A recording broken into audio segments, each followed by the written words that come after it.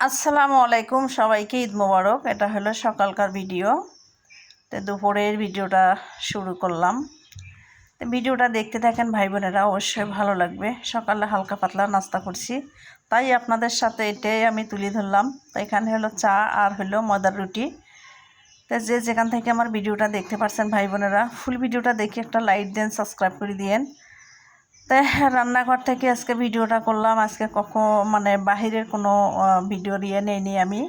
তাই নাস্তা যতটুকু করছি এতটুকুই ভিডিওটা বানাইলাম।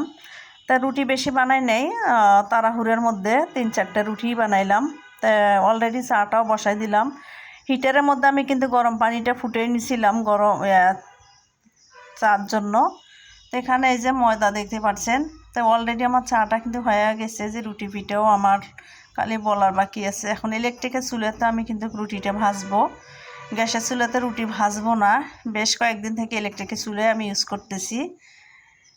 তো যাই হোক, এখন আমি যে প্রায়দানিটা দিয়ে দিলাম, প্রায়দানিতে রুটি ভাজি আমি। তো আমি 4-5টা রুটি ভাজতেছি, এই যে দেখতে পাচ্ছেন।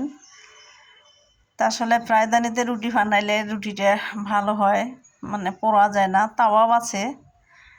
তাই যে দুধ চিনি দিলাম, এখন এই যে চাটা দিতেছি, দেখতে পাচ্ছেন। তার পরবর্তী ভিডিওতে নতুন নতুন আবারও কি করব না করব রান্নাঘরে, সেটাই আপনাদের সাথে তুলে ধরবো। তো সবাই ভালো থাকেন।